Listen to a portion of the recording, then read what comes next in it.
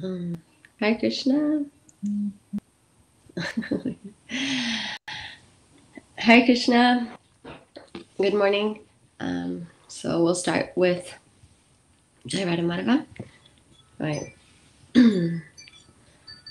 Jaya Radha Madhava Kunja Bihari Gopijana Vallabha Girivardhari Jaya Radha Madhava Kunja Bihari Gopijana Vallabha Girivardhari Yashodanandana Brajajanaranjana Yamuna Tiravanachari Yashodanandana Brajajanaranjana Yamuna Tiravanachari.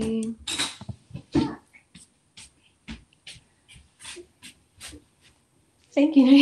Okay, I'm just going to give class now. Come back in a little bit. Okay, can you close the door? Yeah. Thank you. Stay with Daddy. Yeah? When you get out. Yeah. When you get out here. Yeah. Your room. Yes. Then I can show you this. Yes. Thing. Okay, Daddy. Jaya Radha Madhava Kunja Bihari Gopijana Vallabha Girivardhari Jaya Radha Madhava Kunja Bihari Gopijana Vallabha Girivardhari Yashodanandana Brajajanaranjana Yashodanandana Brajajanaranjana Yamuna Tiravanachari Yamuna Tiravanachari.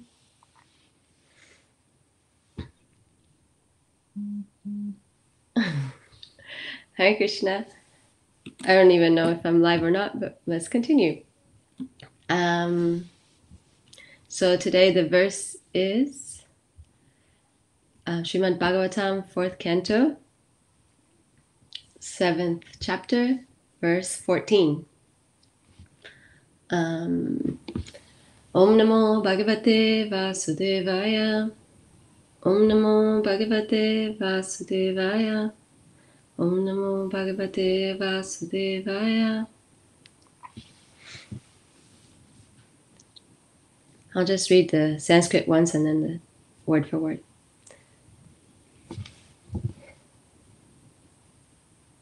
Vidya tapo vratadaran muktata smavipran brahmatma tattvam avitum pratamam tvamashrak tad brahmanam paramasarva vipatsupasi pala pashuni vavipo pragrihita tanda. So, word for word. Vidya, learning. Tapa, austerities. Rata, vows. Dharan, the followers. Mukta, from the mouth. Sma, was. Vipran, the brahmanas. Brahma, Lord Brahma. Atma Tattvam, self-realization. Avitum, to disseminate. Pratamam, first.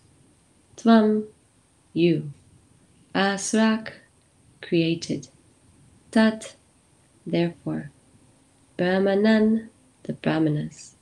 Parama, O great one. Sarva, all. Vipatsu, in dangers. Pasi, you protect. Pala, like the protector. Pasun, the animals. Eva, like. Vibo, O great one. Pragrihita, taking in hand. Danda, a stick. So, translation. By Srila Prabhupada. Srila Prabhupada Ki Jai. My dear great and powerful Lord Shiva, you were created first from the mouth of Lord Brahma in order to protect the Brahmanas in pursuing education, austerities, vows, and self-realization. As protector of the Brahmanas, you always protect the regulative principles they follow. Just as a cowherd boy keeps a stick in his hand to give protection to the cows. So this is Daksha addressing Lord Shiva. Let me just check if I'm online. If not, I think I might have to start again. 1 second.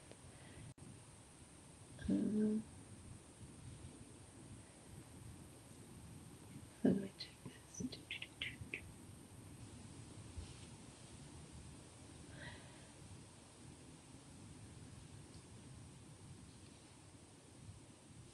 Oh yeah, cool.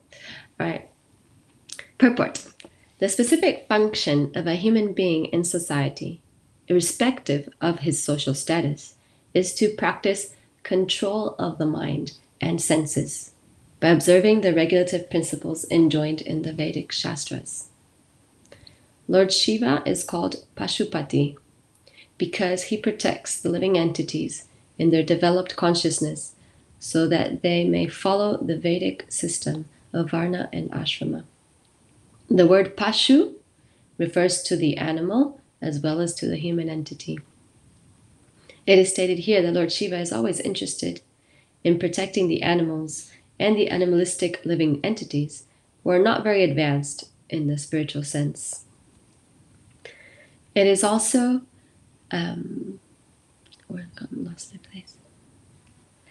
It is also stated that the Brahmanas are produced from the mouth of the Supreme Lord.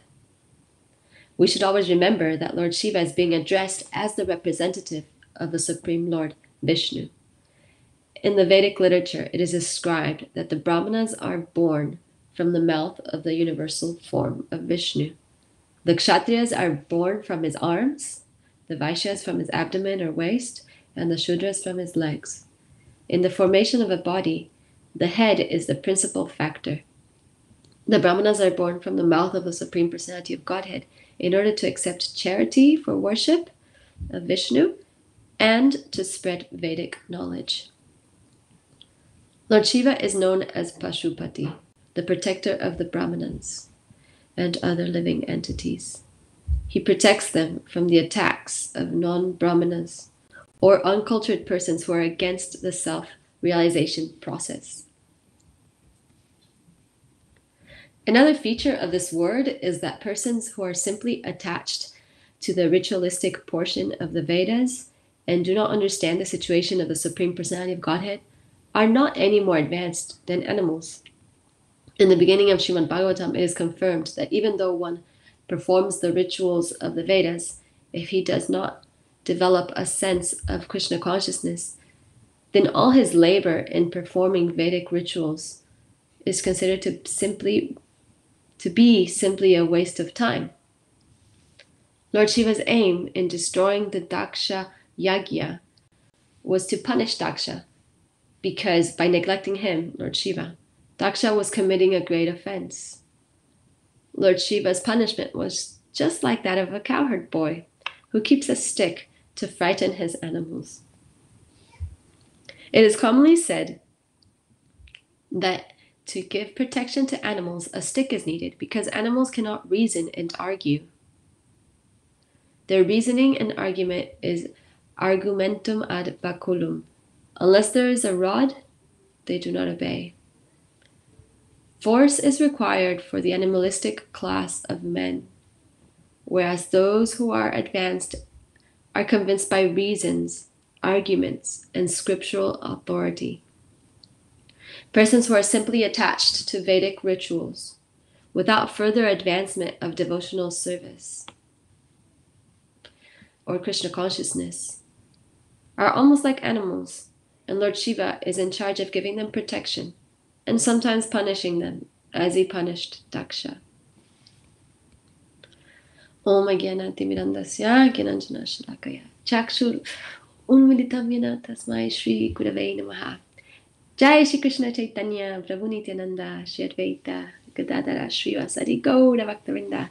Hare Krishna Krishna Krishna Hare Hare, Hare Rama Rama Rama Hare Hare. So I'll read the verse again. My dear, great and powerful Lord Shiva, you were created first from the mouth of Lord Brahma in order to protect the Brahmanas in pursuing education, austerities, vows, and self-realization. As protector of the Brahmanas, you always protect the regulative principles they follow. Just as a cowherd boy keeps a stick in his hand to give protection to the cows. Oops, what did I do? Krishna.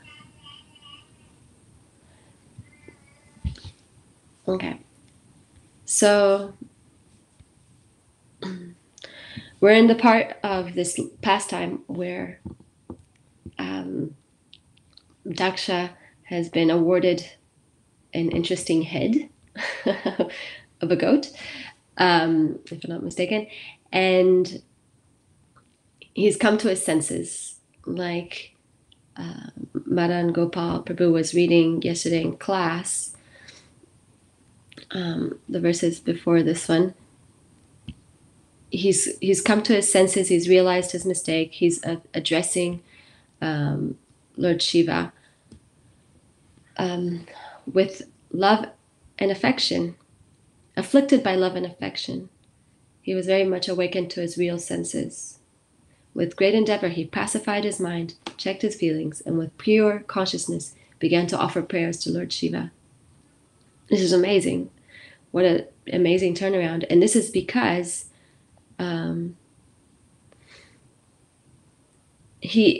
when he saw Lord Shiva with just a little bit of respect, Lord Shiva actually mercifully kind of uplifted his consciousness just by his being in the presence of Lord Shiva. He was purified. So that's the amazing purity, purifying effect of exalted devotees.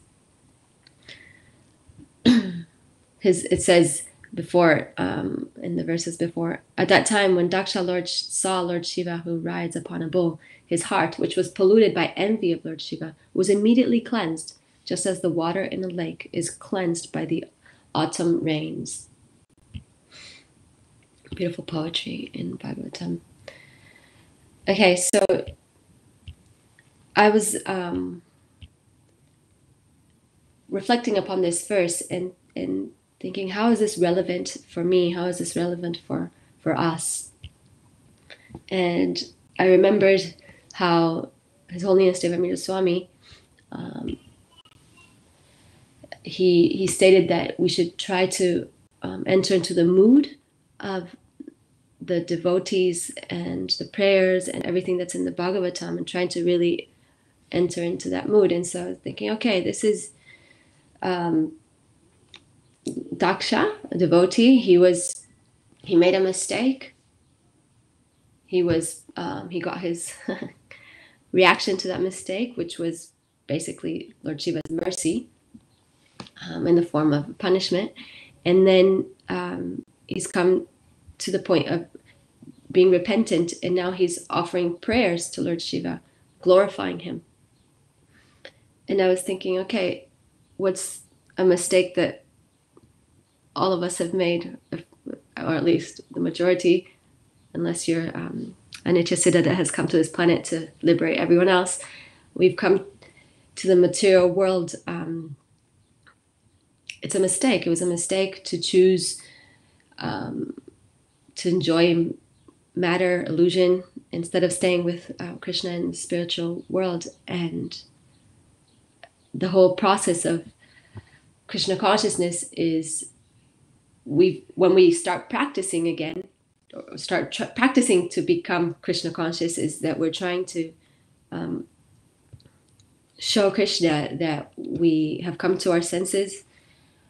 We repent, we regret and repent our mistake, our choice to come here, which was obviously not a smart one.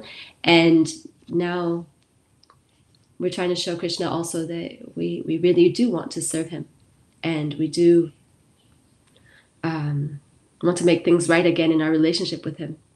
So basically that's what we're doing in our path of bhakti. So this is very relevant.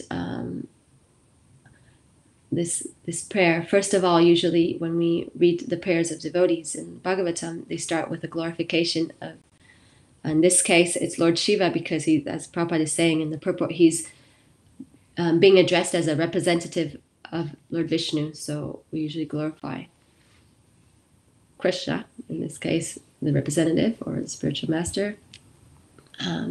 Seems like in this situation, Lord Shiva is taking that role because he's mercifully rectifying Daksha's behavior so that he can come closer to Krishna. The only reason why he reacted to this offense wasn't because he was actually offended. It was because he knows that it's very dangerous for a devotee to offend another devotee, because Krishna doesn't like it, because Krishna loves everyone. And so he doesn't like it when we offend one of his devotees. So that's the actual motivation of Shiva, was for the benefit of Daksha. So now I'm just going to check. Here we go.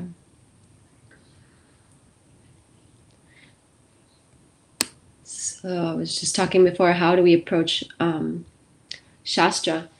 And the beauty of this service, of being able to prepare for class, is that we get to, really analyze deeply this one verse in purport. And because when I'm reading Bhagavatam, usually I read the verse purport and then go to the next one and like that. And I don't take so much time in just one verse in purport. So this is actually quite special that we get to really dive deep into this one thing and ponder and reflect and meditate on how to apply it.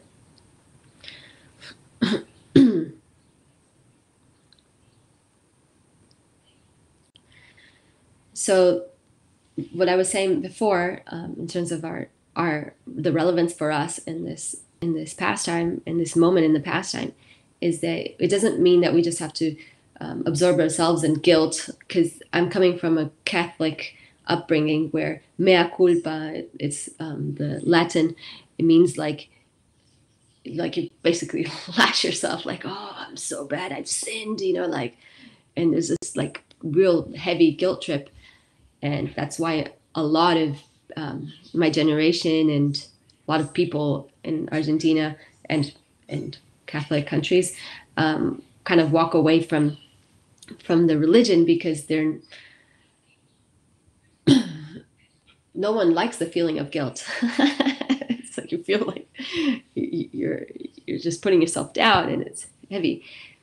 Although it is a necessary step, but it's just a little step to come to, okay, I've identified my mistake, and now what do I do? How do I fix it? So the next step is fixing it.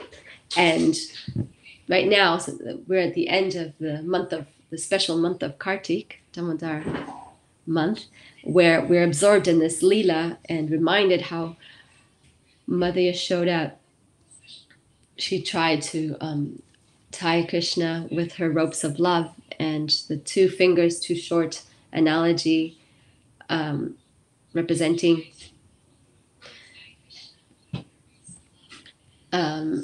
two things: the effort of a devotee, the sincere endeavor, and the mercy of Krishna when he sees that we have tried sincerely to serve him.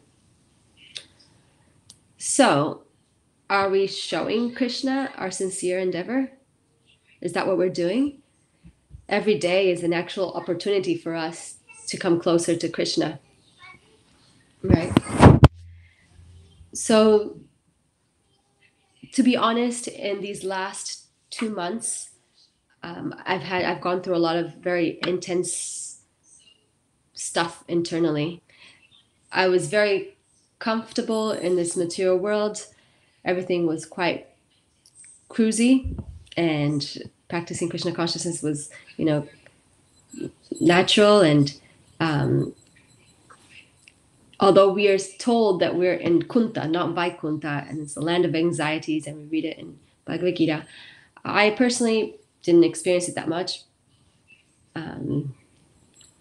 And yeah, I don't know if this resonates with some of the devotees, that up until a few months ago, everything was okay. I mean, yes, we had some lockdowns before, but always with the hope that, we'll come out, but now with the whole situation, with the government putting these mandates and blah, blah, blah, it's become much more intense. So yesterday I was talking with my mother, and she was pointing out that I've never actually been interested in politics until now, and whatever's going around in the world around me. And I guess it was because it didn't really affect me personally. I was like, yeah, we're in the material world. There's we know that there's suffering and material happiness as well, and just dualities. And because I was, up there riding the wave of pretty good health, good relationships, good country. It wasn't, yeah. I was obviously, like all devotees, we do feel for everyone else's suffering, but it wasn't really affecting me. That's what I'm trying to say. But now there's a lot that's changing. A lot of people are stating that we're in a moment of a global reset, and this has caused a lot of fear for me for the near future. And although I'm reminded by my spiritual master that the material world is temporary and full of miseries, like Krishna says in Bhagavad Gita, Dukalayam Ashashvatam Anityam Asukam, he says it twice. Like I said before, I didn't really experience so much of the suffering, so it's been a very big reality check. And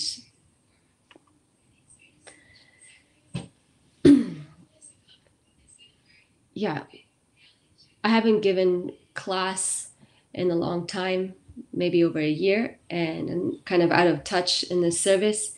And when I was approached to give class, I really wanted to say no. But I feel like sometimes Krishna is pushing us out of our comfort zone and trying to make me go deeper in my understanding of my present situation. I feel like we're constantly trying to come to the Krishna conscious platform.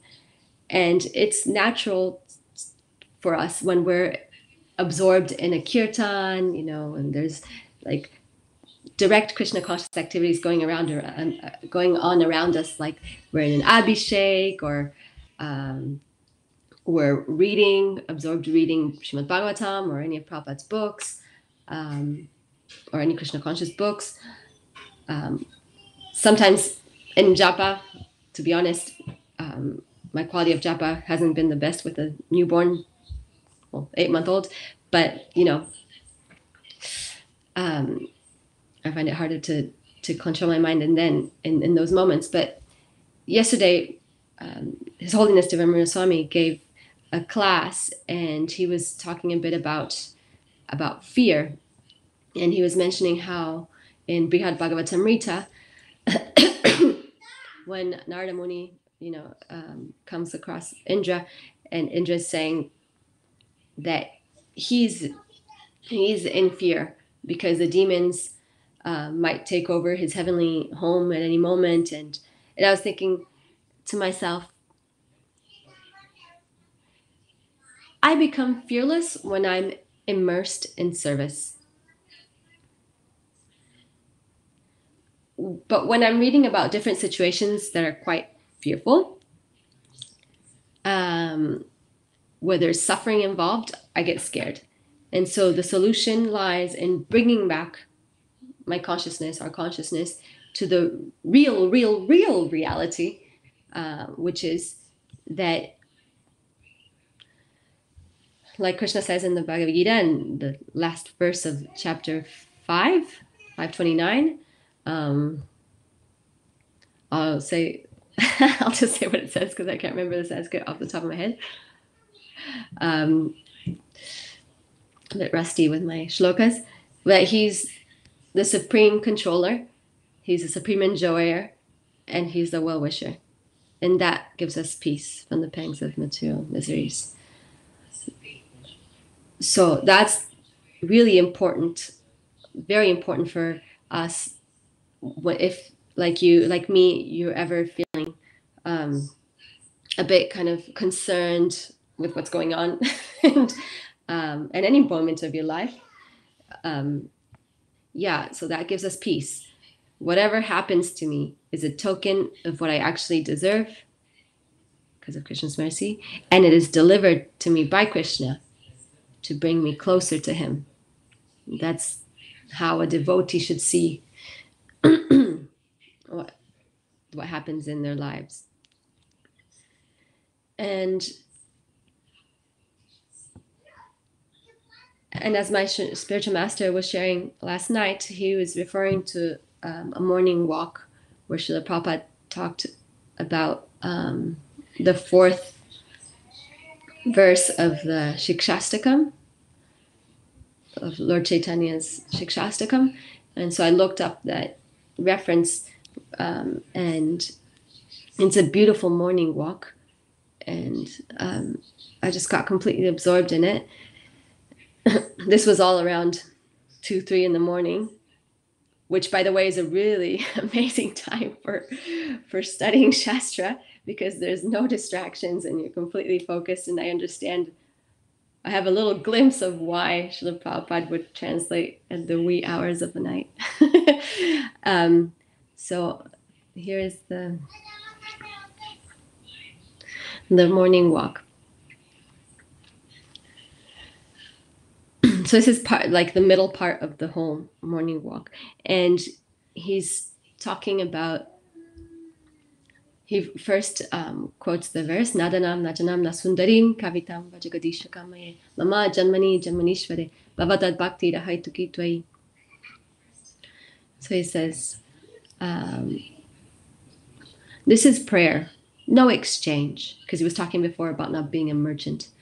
Bhakti Thakur says, Kita Janma How Jata Tuvadas. If you want that I shall continue, yes, that is all right. That's full surrender. And on condition, sir, you'll take me to Vaikuntha, therefore I'm surrendered. That is conditioned. That is Baniya, which means merchant.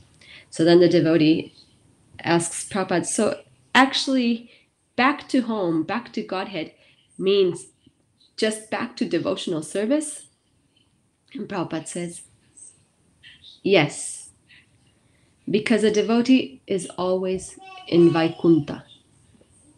Sagunan samatityaitan pramabhuyaya kalpate. Bhagavad Gita 14:26. He's already in Vaikuntha.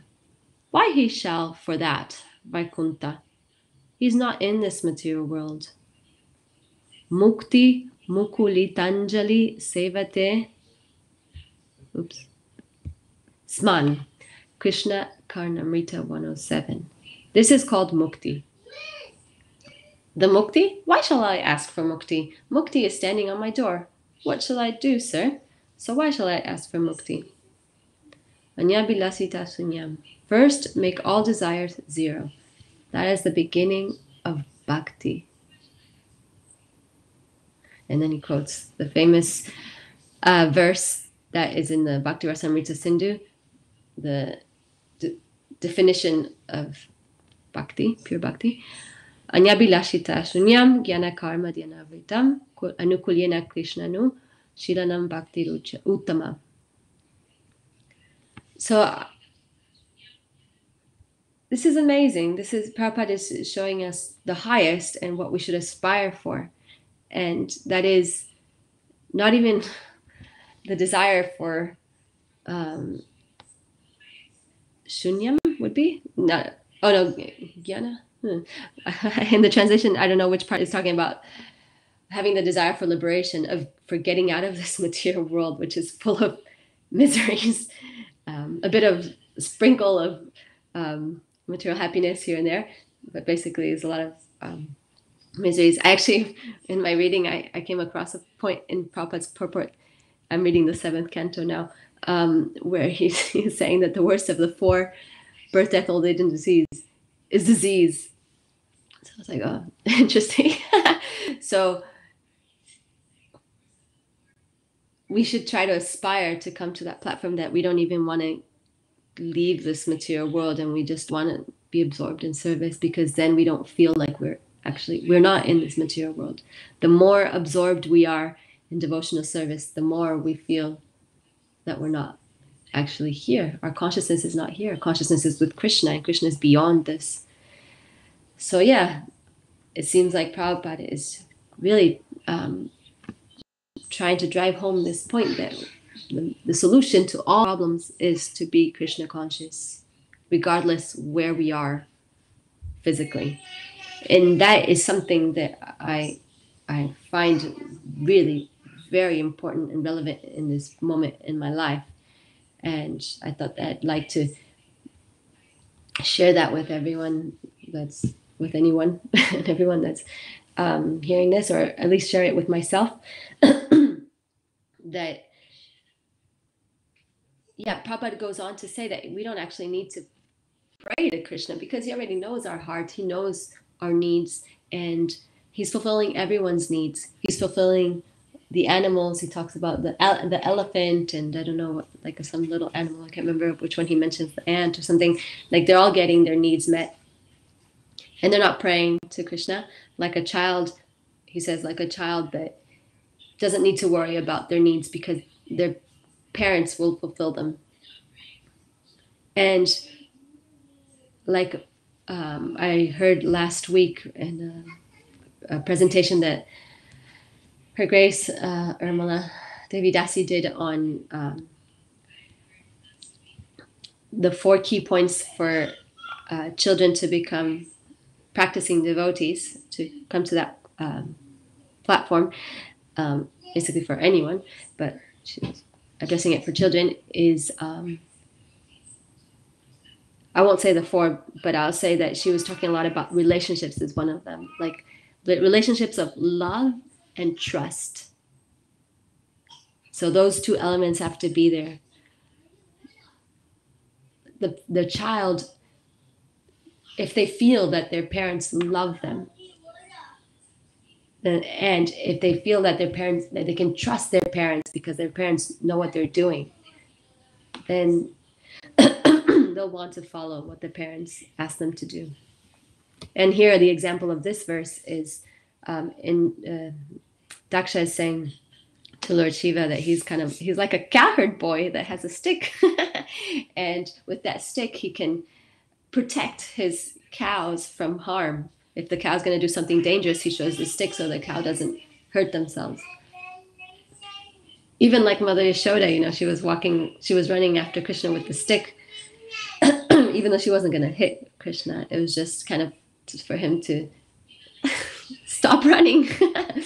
And yeah, so in the same way, the more we develop our relationship with Krishna and with our spiritual master of love and trust, the more we can, give ourselves in surrender and not have to have this horrible burden of fear that's so strong in this material world. Yeah.